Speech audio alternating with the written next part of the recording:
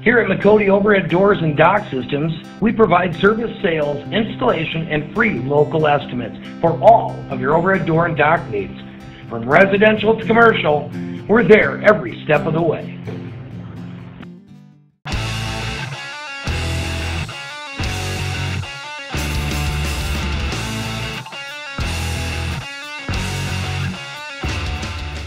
Good afternoon, Williston, and welcome to today's edition of Stop the Presses, brought to you today by McCody Garage Doors and apparently El Nino, because it is a balmy 36 degrees here in Williston, North Dakota. So we're out here on the rooftop of the Williston Herald, and I'm joined here by shivering journalist Melissa Krause. Melissa, how you doing this morning?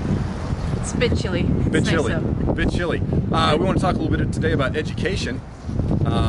We have District 8 and District 1 both have some issues coming out. First of all, today's paper, you have a story about District 1's and their looming budget crisis. Can you tell us a little bit about that?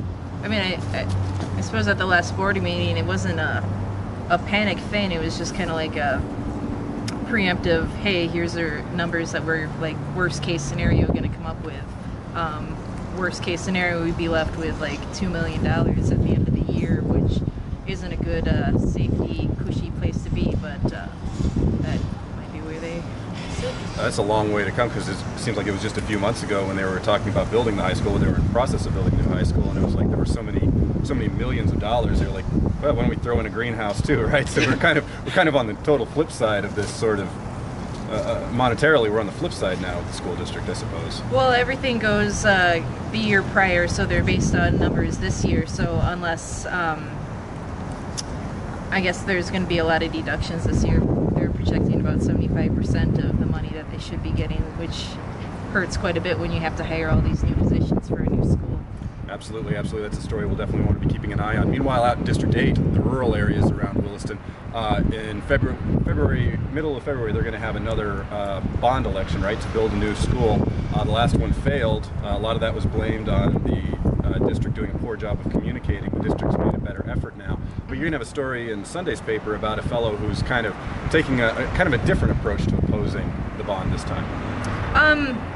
Yeah, his name is Charles Cartier. He's one of the landowners in District 8, and he just kind of feels that within the Constitution, the state should be paying for education 100%. So I visit with him and a lawyer he's been working with who's researched this pretty extensively. So I guess we'll see what he has to say.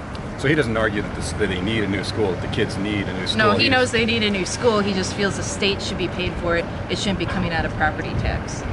Okay, well, let's all look for that in Sunday's paper. This sounds like an interesting story that's not going anywhere for quite some time.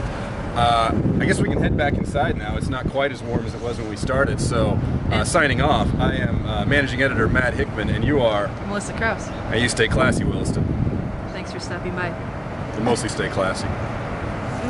Almost. Mostly stuff. Stay classy! Sure.